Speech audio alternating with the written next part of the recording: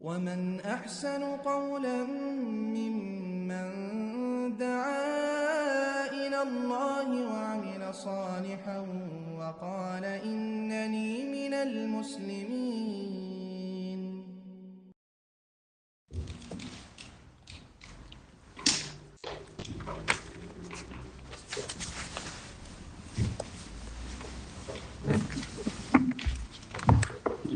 এক ভাই জানতে চেয়েছেন যে আমাদের সালাফি আকীদা সম্পর্কে কিছু বলবেন।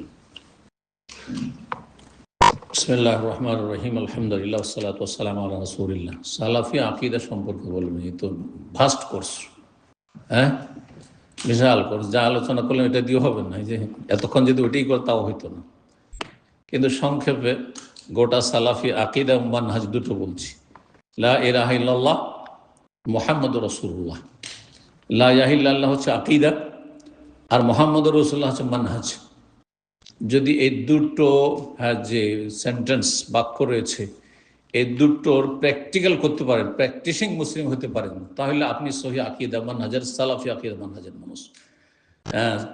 সালাফ মানে পূর্বসূরি, না, যারা আমাদের পূর্বে চলে গেছেন। আমাদের পূর্বে বিংশ শতাব্দীর ওলামারও গেছেন, ঊনবিংশও গেছেন, 200 বছর 400 বছর আগেরও গেছেন, তাই না? কিন্তু তার আগে তাবা তাবেইন, তার আগে তাবেইন, তার আগে সাহাবায়ে কেরাম, সাহাবায়ে কেরামদের পূর্বে রাসূলুল্লাহ সাল্লাল্লাহু আলাইহি ওয়াসাল্লাম, রাসূলুল্লাহ সাল্লাল্লাহু আলাইহি ওয়াসাল্লামের পূর্বে অনেক আম্বিয়া রাসূল গেছেন। সালাফ মানে পূর্ব, আমাদের পূর্বে যারা ভালো মানুষ চলে গেছেন, আকীদায়, আমলে, আখলাকে, চরিত্রে যারা আদর্শ মানুষ। প্রথম সারিতে নবী রাসূলগণ, প্রথম সারিতে আম্বিয়া রাসূলগণ। এই জন্য সূরা আনআমে আল্লাহ রাব্বুল 18 জন নবীর কথা বলার পর উলাইকাল্লাযীনা হাদাল্লাহ, এদেরকে তো আল্লাহ হিদায়াত করেছেন। আদম, নূহ থেকে শুরু করে মুহাম্মদ সাল্লাল্লাহু আলাইহি ওয়াসাল্লাম, মুসা, ঈসা, সমস্ত নবী এরা হচ্ছেন আমাদের সালাফ, আদর্শ মানুষ, সবাই আদর্শ মানুষ, বুঝছেন না? এটা হচ্ছে সালাফ। তারপরে নবী সাল্লাল্লাহু আলাইহি ওয়াসাল্লাম পরে স্বর্ণযুগ, সাহাবায়ে কেরামদের যুগ, খায়রুল কুরুনে কারনি। তারপরে হচ্ছে তাবেইনদের যুগ, তাবেইনদের চাইতে উত্তম যুগ হচ্ছে সাহাবায়ে কেরামদের যুগ। তাবেইনদের পরের যুগ হচ্ছে তাবা তাবেইনের যুগ। এই তিনটি যুগকে নবী সাল্লাল্লাহু আলাইহি ওয়াসাল্লাম গোল্ডেন এজ, স্বর্ণ যুগ বলেছেন। সুম্মাল্লাযীনা ইয়ালুন সুম্মাল্লাযীনা ইয়ালুন, এরা হচ্ছে আমাদের জন্য আদর্শ। সাহাবায়ে কেরামের জামানায় কোনো বিভ্রান্তি ছিল না। তাবেইনদের জামানায় একটু একটু করে বিদআত শুরু হয়েছিল, খারেজিদের, জঙ্গিদের, আর রাফেজি শিয়াদের, এই দুই গোমরাহি শুরু হয়েছিল। আর তারপরে কাদরিয়াদের একটু শুরু হয়েছিল। ইবনে ওমর রাদিয়াল্লাহু তাআলা আনহুর কাছে যেমন হজের মৌসুমে এরকম একজন কাদরিয়া এসে জিজ্ঞেস করছে, তো তাকদীর অস্বীকারী। আর তারপরে জাবরিয়া, এইসব ধীরে ধীরে শুরু হলো। আর তার আশারি, মাতুরিদি, আর কত রকম সুফি সব শুরু হইল। এইগুলো যুগ আর আদর্শ যুগ থাকলো না। তাহলে সালাফি হচ্ছে আম্বিয়া রাসূলগণ না সালাফ, আর সাহাবায়ে কেরামগণ, তাবেইনগণ, তাবা তাবেইন। আমাদের জীবনের সার্বিক ক্ষেত্রে 1 নম্বর সালাফ হচ্ছে মুহাম্মদ সাল্লাল্লাহু আলাইহি ওয়াসাল্লাম, লাকাদ কানা লাকুম ফি রাসূলিল্লাহি উসওয়াতুন। তারপরে হচ্ছেন খোলাফায়ে রাশিদিন, সাহাবায়ে কেরামগণ। তারপরে যেমন তাবেইন, তাবা তাবেইন, এদের সবার আদর্শকে সামনে রেখে লা ইলাহা ইল্লাল্লাহ মুহাম্মদ রাসূলুল্লাহর বাস্তবায়ন করে হচ্ছে সালাফি মানহাজ।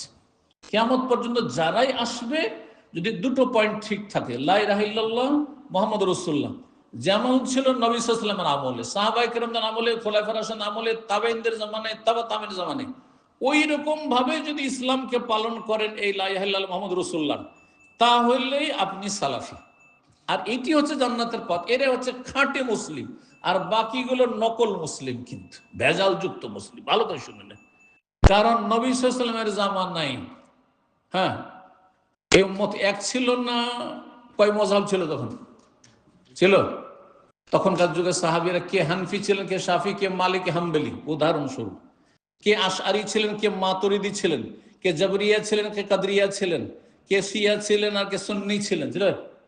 সুফি, কে নকশবন্দি ছিল, কে চিশতি ছিল, কে মুজাদ্দিদি ছিল, কে কাদেরি ছিল, কাদেরিয়া তরিকা ছিল, কে ছিল? তাহলে এসব কিছুই ছিল না। উম্মাতান ওয়াহিদা, এক উম্মত ছিল। ওয়া ইন্না হাযিহি উম্মাতুকুম উম্মাতান ওয়াহিদা ওয়া আনা রাব্বুকুম ফা'বুদুন। একটি উম্মত, আর এক রব, এক কিবলা, এক ইসলাম, আল্লাহর ইবাদত করো। নবীর তরিকে আল্লাহর ইবাদত করেন। এই হচ্ছে সালাফি মানহাজ, সালাফি আকীদা। এবং মানহাজ যদি আপনাকে জানতে হয়, এতটুকু কথাতে ইনশাআল্লাহ তাআলা আপনার জন্য দিক নির্দেশনা, গাইডলাইন রয়েছে। আল্লাহ তৌফিক দান করুন। জি। আরেকজন প্রশ্ন করেছেন, স্ত্রী যদি সালাফি হয় হ্যাঁ। আর স্বামী যদি ইখওয়ানি হয়, তাহলে কিভাবে ঈমান আমল ধরে রাখবে আর স্বামীকে দাওয়াত দিবে? কারণ স্বামী দ্বারা স্ত্রীরা বেশি প্রভাবিত হয়ে যায়। স্ত্রী যদি সালাফি হয় আর স্বামী যদি ইখওয়ানি হয়, আচ্ছা দেখেন, কিছু কিছু গুমরাহ পথভ্রষ্ট লোকেরা আছে যারা ইসলাম থেকে বেরিয়ে যায়নি। তাদের গুমরাহি এত বেশি নয় যে ইসলাম থেকে খারিজ হয়ে গেছে, এমনটা না। এখন স্বামী ইখওয়ানি বলে আমি তার কাছে থাকবো না, তালাক, না না না, এটা আপনার ক্ষতি করবে। আপনি চেষ্টা করে যান, সে মুসলিম, যেমন ঠিক ওই রকমই যেমন স্বামী নামাজি কিন্তু টাকনার নিচে কাপড়, সেজন্য থাকবো না। আরে তুমি টাকনার নিচে কাপড় রাখো, সেজন্য আমি থাকবো না, তালাক নিয়ে নেবো? হ্যাঁ, স্ত্রী চেহারা ঢাকে না আর স্বামী হচ্ছে সালাফি, এই চেহারা ঢাকছো না, তোমাকে তালাক দিয়ে দেবো নাকি? কিন্তু মাথা ঢাকছে না আর ফ্রি মিক্সিং, যার তার সাথে হাত ধরে ঘুরে, তখন রাখা যাবে না। কথা বোঝা গেছে না? কিন্তু শুধু চেহারাটা খুললে এটা আপনার মেনে নিতে পারছে না, দিবেন তালাক একবারে? না না, এগুলো চরমপন্থ। এতে অশান্তি ছাড়া কিছু পাবেন না, বুঝতে পেরেছেন? আজকাল অধিকাংশ মুসলিমদের দাড়ি নেই, একটা উদাহরণ দিই। এখন কোন মহিলা ভেবেছিল যে আমার স্বামী তো বলেছিল, প্রমিস করেছিল দাড়ি রাখবো, হ্যাঁ, অথবা সে জানতে পারেনি, বলবো তুমি দাঁড়িয়ে না রাখলে আমি থাকবো না। দাঁড়িয়ে নাই সেজন্য 5 ওয়াক্ত নামাজ পড়ে, নামাজ না পড়ে থাকবেন না, কিন্তু 5 ওয়াক্ত নামাজ পড়ে শুধু দাঁড়িয়ে রাখে না, সে তালাক নিয়ে নেবো না? মোটেই না। কারণ পারফেক্ট কাউকে পাবেন না আপনি দুনিয়াতে, একমাত্র আল্লাহ রাব্বুল আম্বিয়া রাসূল, তারপরে। কথা বোঝা গেছে? সুতরাং কিছু ভুল ত্রুটি আছে যেগুলো ক্ষমাযোগ্য। এখন স্বামী বা স্ত্রী একজন একটু তবলিগি, সেজন্য তালাক, হ্যাঁ হ্যাঁ, চিল্লাপাটি সেজন্য না রে ভাই। কিন্তু যদি মাজারি হয়, মাজারে সেজদা করে, আল্লাহ ছাড়া অন্যকে ডাকে, অথবা নাস্তিক হয়, আল্লাহ নেই, আল্লাহ সম্পর্কে সন্দিহান, অথবা নামাজ পড়ে না, নামাজ পড়বো না, তাহলে সে কাফের। শুধু তার কাছে সংসার করা জায়েজ নয়, স্বামীর জন্য জায়েজ নয় এরকম বেনামাজি স্ত্রীকে নিয়ে, আর স্ত্রীর জন্য জায়েজ নয় এরকম বেনামাজি বা নাস্তিক স্বামীর সাথে থাকা। কিছু কিছু অপরাধ আছে যেগুলো ক্ষমাযোগ্য নয়, তার সাথে সংসার করা যাবে না। আর কিছু কিছু অপরাধ রয়েছে, সেই অপরাধগুলো গুনাহগুলি আছে। কেউ হয়তো দাঁড়িয়ে রাখে কিন্তু মিথ্যা কথা বলে, দাঁড়িয়ে আছে কিন্তু ধরেন কিছু হারামের সংমিশ্রণ আছে, অথবা গীবত করে, কবিরা গুনাহ নয়? চুগলখড়ি করলো, কবিরা গুনাহ নয়? আছে তো, দাঁড়িয়ে রেখে আপনি কবিরা গুনাহ করছেন।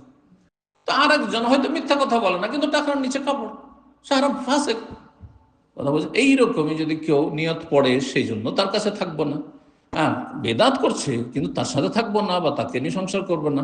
এই আমার স্ত্রী সুন্নতির নামাজ পড়তে চাই না, একটু বেদাতের নামাজ পড়ে, সেই জন্য তাকে রাখবো না। না, এত শক্ত হয়ে যাবেন না, কারণ এটা আপনার ভবিষ্যৎ অশান্তি আপনি সহজে কবুল করবেন না। যেখানে দেখছেন যে এই ছাড়া উপায় নাই, তখন আলাদা বিষয়। আশা করি বুঝতে পারছেন। জি, আসসালামু আলাইকুম সাহেব, বেশিরভাগ ভাইদের ক্ষেত্রে দেখা যায় তারা বাচ্চাদের সময় দিতে চায় না, বাচ্চাদের সাথে খেলাধুলা করা, সময় কাটানো তারা একদমই এনজয় করে না। এ ব্যাপারে আপনার নসিহত কি? বাচ্চাদেরকে সময় দেওয়া বলতে খেলাধুলা নয়। কারণ প্রশ্নকারী কিন্তু এমন প্রশ্ন করেছেন যে তার দুনিয়া নেমে যেত। বাচ্চাদেরকে ডিউটি করে এসে এখন ঘুমাবেন না, তুমি শুধু খেলাধুলা করো, আর এদেরকে নিয়ে বিনোদনে একটু যাও, বাইরে যাও, ঘোরাফেরা করো, আর ভালো ভালো রেস্টুরেন্টে যাও, একটু খাওয়া দাও, এগুলো দিয়ে পরিচর্যা হয় না। কিন্তু এগুলো মাঝে মধ্যে প্রয়োজন আছে, পয়সা থাকলে প্রয়োজন আছে, বা যদি সময় থাকে প্রয়োজন আছে। তার চেয়ে গুরুত্বপূর্ণ সময় দেওয়া হচ্ছে আদব কায়দা তরবিয়ত দেওয়ার জন্য। বাচ্চাকে সময় দেন, মসজিদে নিয়ে আসেন 5 টাইমে না হলেও, যদি সম্ভব না হয় কারো 5 টাইমে, তো কমপক্ষে 3 ওয়াক্তে আসছেন। যে সময়টা ডিউটি নেই সেই সময় তো আসতে পারবেন, যে মাগরিব এশা ফজরে হয়তো ডিউটি নেই, সেগুলোতে নিয়ে আসেন, এগুলো সময় দেন। বাচ্চাদের সাথে একসাথে খাওয়া দাওয়া করেন, এই নয় যে একা একা খাচ্ছেন। যারা পশ্চিম আজকাল ট্রেডিশন শুরু হয়েছে, সবাই একা একা, স্বামী স্ত্রীর সাথে নয়, স্ত্রী স্বামীর সাথে নয়, কেউ কারো অপেক্ষা নয়, খাবার রেডি আছে, তারপরে ছেলে এদিক সেদিক ঘোরাফেরা করছে, মেয়ে এদিক সেদিক ঘোরাফেরা করছে, আমার খাবার আলাদা, আমার খাবার আলাদা, ও একসাথে বসবে না দস্তরখানে, এগুলো ক্ষতি করবে। এই সময়টা খুব বেস্ট টাইম যে একসাথে খাওয়া দাওয়া করছেন ফ্রি হয়ে, আর বাচ্চাকে একটু আদর করে খাওয়াচ্ছেন, মা বাবার সামনে ছেলে মেয়ের একটু আদব শিখছে, এগুলো অবশ্যই সময় দিতে হবে, এগুলো সময় অবশ্যই দিতে হবে। কিন্তু খেলাধুলা করার জন্য বাচ্চাকে নিয়ে খেলতে হবে, দৌড়াতে হবে, আর বাইরে যেতে হবে, ডেলি ডেলি নিয়ে ঘুরতে হবে, না না, এগুলো ইসলাম, নবী সাল্লাল্লাহু আলাইহি ওয়াসাল্লাম আর সাহাবায়ে কেরামদের এগুলো আদর্শ না, এগুলো বাড়াবাড়ি। আবার আশা করি বুঝতে পারছেন। কিছু বিষয় রয়েছে যেগুলোর মাধ্যমে এর ইমানি গ্রোথ হবে, এর ইমানি তরবিয়ত হবে, আমলি তরবিয়ত হবে, জান্নাতের রাস্তায় ছেলে মেয়েদেরকে রাখতে পারবেন। এইরকম সময়গুলো অবশ্যই দিতে হবে। বিশেষ করে 3 বার না হলেও 2 বার খাওয়া দাওয়া করা যথাসাধ্য চেষ্টা করো, স্বামী স্ত্রী ছেলে মেয়ে একসাথে। আল্লাহ তৌফিক দান করুন। জি। আগে একজন আলেম সহিহ আকীদার ছিল, পরে কোরআন সুন্নাহ থেকে সরে আসলে এখন কি তার কাছ থেকে ইলম নেওয়া যাবে? একজন কোরআন সুন্নাহ সহিহ আকীদার আলেম ছিল, এখন দেখা যাচ্ছে কোরআন সুন্নাহ থেকে সরে এসছে। ইন্নামাল আমালু বিল খাওয়াতিম, নবী বলছেন যে আসল গুরুত্বপূর্ণ আমল হচ্ছে শেষ আমল। সারা জীবন যদি আল্লাহকে সিজদা করে ইবলিসের মতন, আর শেষখানে ইবলিসের মতো বলে যে এটা মানি না, তাহলে কাফির হয়ে গেল না ইবলিস? সারা জীবন ইসলামের দাওয়াতের কাজ করলো, আর কত ইবাদতবন্দি করলো, কত ইলমের প্রচার প্রসার করলো, আর তারপরে সে গোমরাহ হয়ে গেল, তাহলে তার কোনো মূল্য থাকলো না, সে এখন জাহান্নামের দিকে ডাকছে। তাহলে সুতরাং তার কাছ থেকে ইলম নেওয়া মোটেই জায়েজ না, হারাম, জাহান্নামে নিয়ে চলে যাবে। জি। আরেক ভাই বলেছেন, সম্মানিত সাহেব, সময় স্বল্পতার কারণে যদি কোনো বিদাতি মসজিদে জামাতে নামাজ আদায় করি তাহলে নামাজের কোনো ক্ষতি হবে কি? সময় স্বল্পতার জন্য বেদাতি মসজিদে যদি নামাজ আদায় করি, যথাসাধ্য চেষ্টা করবেন কোরআন সুন্নাহর অনুসারী ভাইদের মসজিদ, যেখানে মসজিদের ইমাম বেদাত করে না, ছোট বেদাতও করে না, বড় বেদাতও করে না, সে মসজিদে নামাজ পড়বেন। যদি মাঝে মধ্যে সম্ভব না হয় যে এখন জামাতে যে হয়তো ধরতে পারবেন না বা দূরে, তো আপনি যার মধ্যে হালকা বেদাত রয়েছে তাদের পিছনে নামাজ পড়লে জায়েজ, মালকারাহ, ঘৃণার সাথে মাকরুহের সাথে জায়েজ নামাজ হয়ে যাবে। কিন্তু বড় বেদাত যেন শিরকি কুফরের বেদাত রয়েছে, নবী আলমুল গায়েব, নবী হাজির নাজির, নবী হায়াতুন নবী, আর আল্লাহ সর্বত্র বিরাজমান, হ্যাঁ সবকিছুতে বিরাজমান, আল্লাহর চেহারা নেই, আল্লাহর হাত নেই, ইত্যাদি ইত্যাদি, এইগুলো বড় কুফরি। এইরকম আকীদার যদি মসজিদ হয় তাদের পিছনে নামাজ পড়া জায়েজ না, হবে না। তাহলে একা পড়বেন, আপনি স্বামী স্ত্রী ছেলে মেয়ে নিয়ে জামাত করবেন না। যখন কোনো সময় যেতে না পারলে স্বামী স্ত্রী ছেলে মেয়ে নিয়ে জামাত করবেন। এক কথায় বড় বেদাত যদি বড় শিরিক থাকে, মাজারে ডাকে, হ্যাঁ পীরের মুরিদ হয়ে বলে যে মাজারে যেতে হবে, শাহজালাল যেতে হবে, শাহপুরান যেতে হবে, ওই খাজা বাবা ভারতের আজমের শরীফ যেতে হবে, তো বাগদাদ শরীফ চলে, হ্যাঁ হ্যাঁ, তো এইরকম যারা, তাদের পিছনে মোটেই নামাজ, তার নিজেরও নামাজ হয় না, আর অন্যেরও নামাজ তার পিছনে হয় না। হ্যাঁ, ওলামাগণ বলেছেন মান সাহাত সলাতুহু সাহাত ইমামতহু, যার নিজের নামাজ ঠিক ইমামতিও ঠিক, আর ওর নিজের নামাজই যদি কবুল না হয় তাহলে ইমামতিও জায়েজ নাই। অর্থাৎ এই ব্যক্তি যে নবীকে আলেমুল গায়েব হাজির নাজির বলছে, আল্লাহ সর্বত্র, তা তো ওরই নামাজ হয় না। যখন ওর নামাজ হয় না তো ওর পিছনে আমার নামাজ কি করে হবে? মোটেই জায়েজ না। তাহলে মোটেই যাবেন না। স্ত্রী ছেলে মেয়ের নামাজ পড়েন, যখন দেখছেন যে আমি এখন গিয়ে জামাত পাবো না, তখন একা শুধু মসজিদে নামাজ পড়ার জন্য যার কোনো প্রয়োজন করে না, বরং আপনি ছেলে মেয়েকে নিয়ে বাড়িতেই বাসাতেই জামাত করবেন, মাঝে মধ্যে, এটা সব সময় নেই। বারাকাল্লাহ।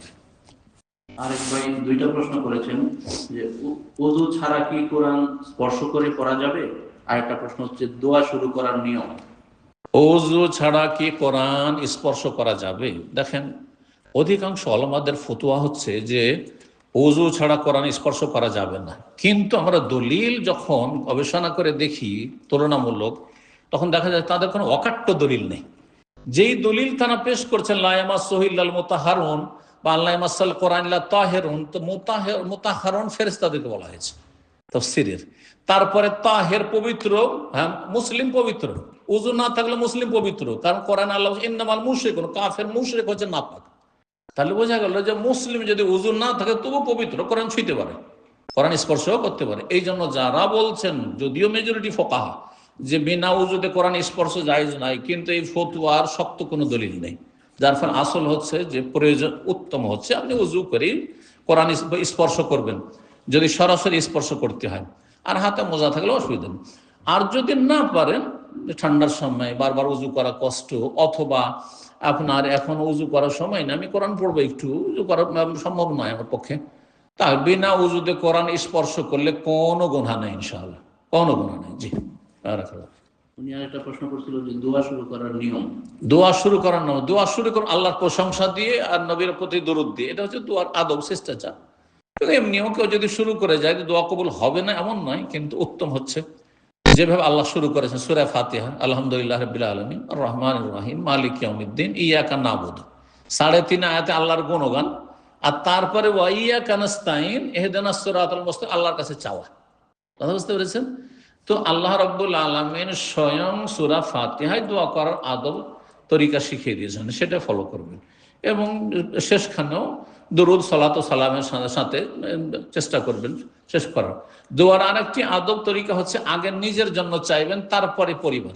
আগেই নয় হাত উঠি আল্লাহ আমার ছেলেটাকে এই করো, আমার বাবার এই করো, না না, আগে নিজে। রব্বানা আতিনা ফিদ দুনিয়া হাসানা, আগে নিজেদেরকে। হ্যাঁ, ওয়াজনুবনি ওয়া বানিয়া, ইব্রাহিম কি বলছেন? আমাকে এবং আমার ছেলে মেয়েদেরকে, বুঝছেন না? রব্বিগ ফিরলি ওয়ালি ওয়ালিদাইয়া, আল্লাহ আমাকে মাফ করো, তারপরে মাতা পিতা। নিজের ইবদা বিনাফসিহি, নিজের থেকে শুরু করুন, নিজের জন্য আগে চাইবেন। কারণ আপনি কু আনফুসাকুম ওয়া আহলিকুম, আগে নিজেকে জাহান্নাম থেকে বাঁচাও, তারপরে পরকে। আগে নিজের সুস্থতা, নিজের দিন দুনিয়ার কল্যাণ চাইবেন, আর তারপরে স্ত্রী, ছেলে মেয়ে, পরিবার, যে যত কাছের, যে যত দরদি, যার যত আপনি হিতাকাঙ্ক্ষী, আর তারপরে মুমিন মুমিনাত, রব্বিগ ফিরলি ওয়ালি ওয়ালিদাইয়া ওয়ালিল মুমিন ওয়াল মুমিনাত, মুমিন মুমিনাত সবার জন্য দোয়া করুন। জি, বারাকাল্লাহ। ইমামতির জন্য কতটুকু কোরআন জানা জরুরি? এমামতির জন্য এতটা জানতে হবে সর্বনিম্ন, যে শুরু থেকে শেষ পর্যন্ত সালাতের জরুরি হুকুম হাকাম জানছেন আপনি। হ্যাঁ, বিধিবিধান আপনি জানছেন, যে কোনটা রুকুন, কোনটা ওয়াজিব, কোনটা ছুটে গেলে ঘাটতি পূরণ সহজে দিয়ে হবে, কোনটা হবে না, কোনটা সুন্নাত, মোটামুটি এই জ্ঞানগুলো থাকতে হবে। ফিকহুস সালাতের জ্ঞান থাকতে হবে মিনিমাম। তারপরে সূরা মুখস্থ যত বেশি থাকবে তত ভালো। যার যত বেশি মুখস্থ আছে নামাজের মাসলা জানার সাথে, সে বেশি অগ্রাধিকার পাবে। কিন্তু নামাজের মাসাল জানেন শুধু হাফেজ, তাহলে তাকে আগে বাড়ানো জায়েজ নয়। কারণ নবী সাল্লাল্লাহু আলাইহি সাল্লামের পরে আবু বকর ইমাম হয়েছেন, উবাই বিন কাব তার চেয়ে বড় কারি ছিলেন, হাফেজ ছিলেন। উবাই বিন কাব তামিমদারি, এরা তারাবি পড়িয়েছেন, কিন্তু 5 ওয়াক্ত নামাজ পড়াননি। কে পড়িয়েছেন? খলিফা রাশিদ আবু বকর, ওমর, উসমান, আলী পড়িয়েছেন। কথা বুঝতে পারছেন না? এখান থেকে বোঝা যায় যে নামাজ সম্পর্কে জ্ঞানী হওয়া, আলেম হওয়াটা বেশি ইম্পর্টেন্ট, বেশি গুরুত্বপূর্ণ। তারপরে তখন কেরাত আর হেফজ। তো যার যত বেশি মুখস্থ থাকবে, সর্বনিম্ন মুখস্থ সূরা ফাতিহা, আর তার সাথে যদি 10টা 15টা 20টা সূরাও মুখস্থ থাকে, কিন্তু সুন্দর তাজবিদ। আর তাজবিদের দুটো স্তর রয়েছে। একটা হচ্ছে যে এমন ভুল না থাকে লাহানে জালি, যে অর্থই পাল্টিয়ে যাবে, এইরকম ভুল থাকলে নামাজ হবে না ওর পিছনে।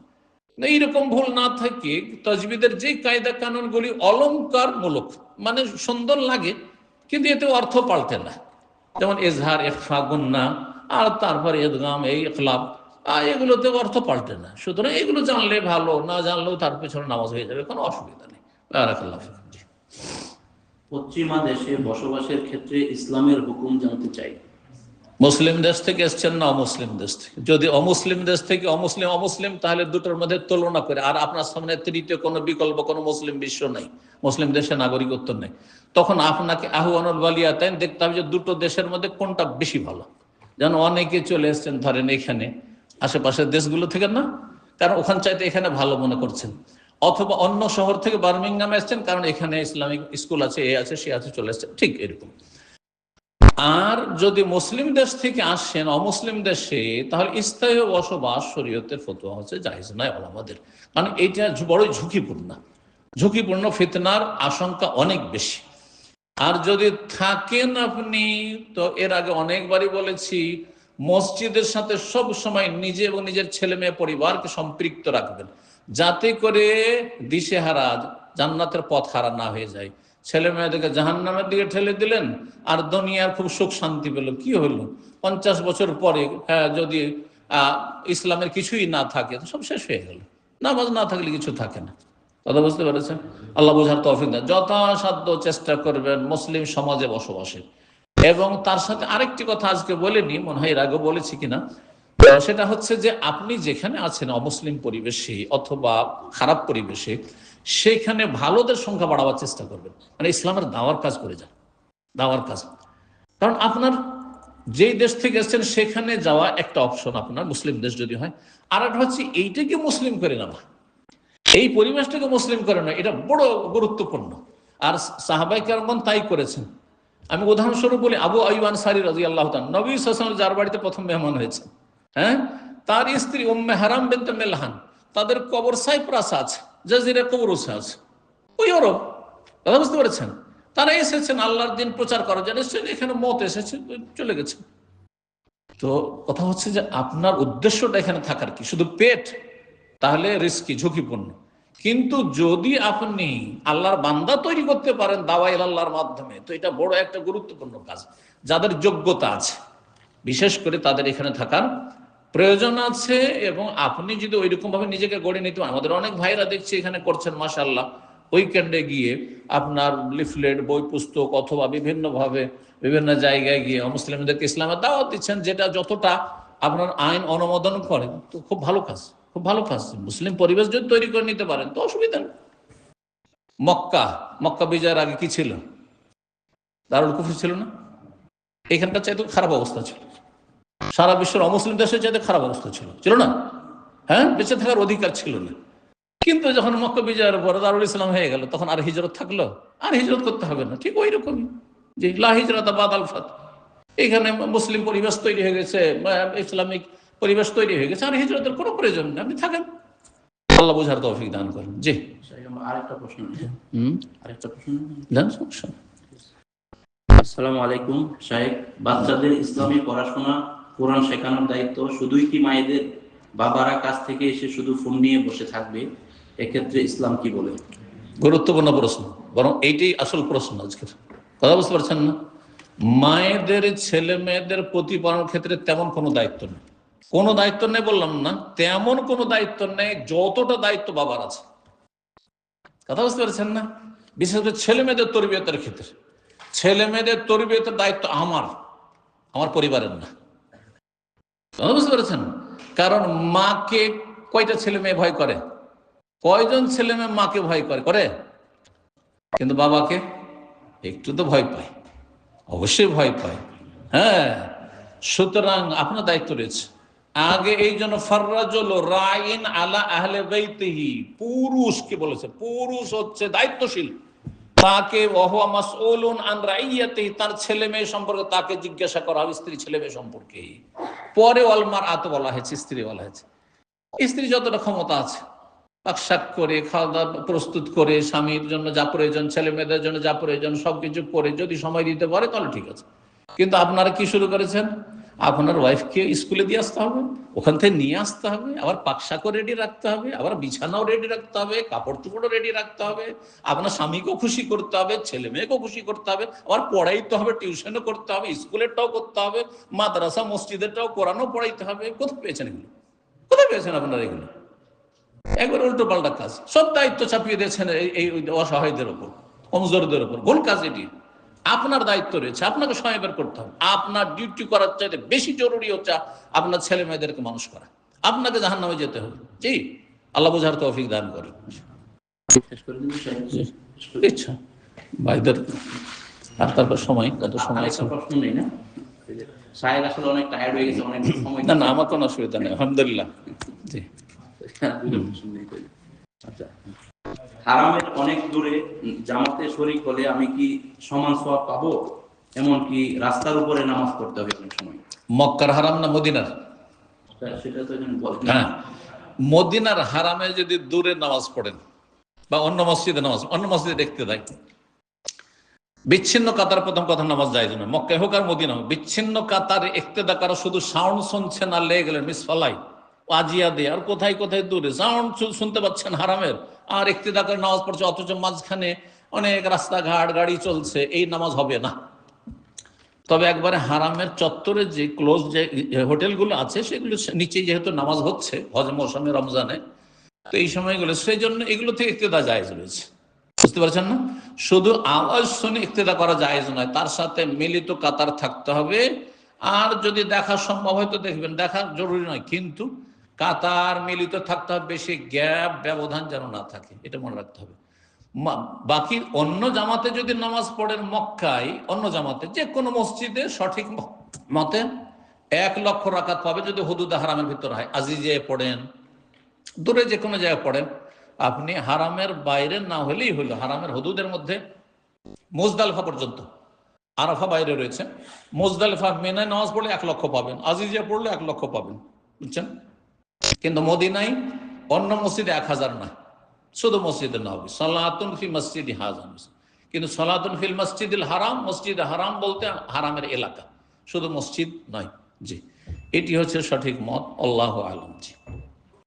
আরেকজন জানতে চেয়েছেন, টেলিফোনে মহিলাদের কথা বলার ধরনটা কেমন হবে, বিশেষ করে অপরিচিত কোনো পুরুষের সাথে? টেলিফোনে মহিলাদের কথা বলা প্রয়োজনে জায়েজ রয়েছে নন মাহরাম বেগানা পুরুষের সাথে, কিন্তু আল্লাহ বলছে ফালা তাখদানা বিল কওল। এই মাসলা তো কোরআনে আছে, সূরা আহজাব।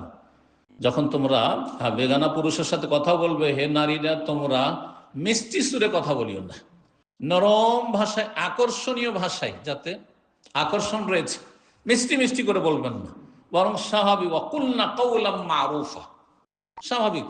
আবার কর্কশ ভাষী হবে না, রেগে রেগে কথা বলতে হবে নাকি? না না, ওটাও রেগে রেগে বলতে পারেনি। অকুলনা কাওলাম মার, সাধারণ স্বাভাবিক যেমন কথা বলে সেই রকম কথা বলবেন। আর প্রয়োজনের অতিরিক্ত না, মাসলা জানতে হবে, মাসলা জিজ্ঞাসা করে নেবেন।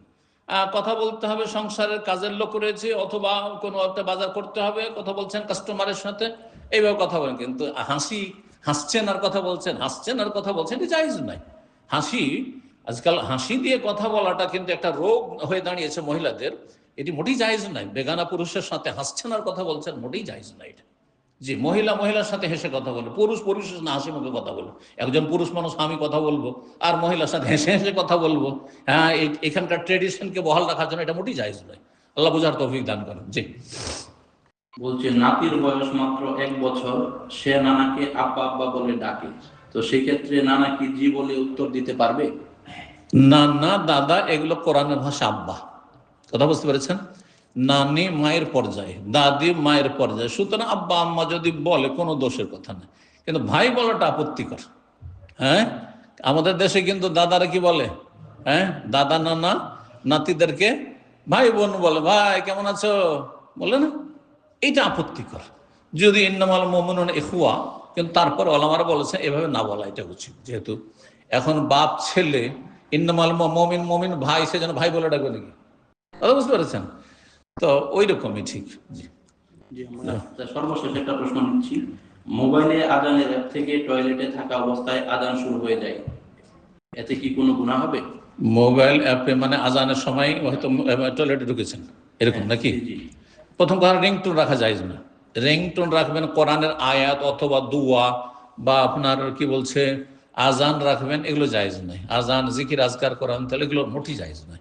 কিন্তু ধরেন অনেকে আজান অ্যাপস রাখছেন সময় জানার জন্য, হ্যাঁ, যে আজান হচ্ছে। আজকাল কিন্তু জুমা মসজিদে ডিস্টার্ব করছে, একদিক থেকে 25, 50, 100টা মোবাইল বেজে উঠছে, আজান বেজে উঠছে, আর এদিকে খুতবা চলছে অথবা নামাজ চলছে।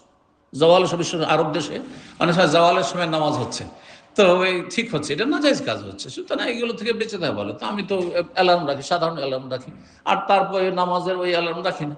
নামাজের জন্য অন্য কোনো কিছু করা যেতে পারে, জরুরি নাই যে আপনাকে ওই আপনার আজান অ্যাপস রাখতে হবে। কিন্তু তারপরে যদি রাখেন আর বেজে ওঠে, তাহলে সাথে সাথে বন্ধ করে দেবেন, সাথে সাথে বন্ধ করে দেবেন।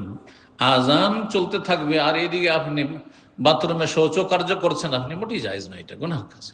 তো এগুলো থেকে বেঁচে থাকাটাই উচিত। জি। জাযাকাল্লাহু খাইরান। প্রিয় সাহেব, আজকের মতো আমরা প্রশ্নোত্তর পর্ব এখানে শেষ করলাম। আসলে আমাদের ভাই বোনদের আগ্রহ দেখে আমরা অভিভূত, আপনাদের অনেক জানার ইচ্ছা, আসলে সময় স্বল্পতার কারণে এত প্রশ্ন তো নেওয়া সম্ভব না। তো আজকের মতো আমরা এখানে শেষ করছি। জাযাকাল্লাহু খাইরান। আল্লাহ তাআলা সাহেবকে ইমানে আমলে হায়াতে বরকত দান করুন, আর আমরা যা শুনলাম যে আমল করার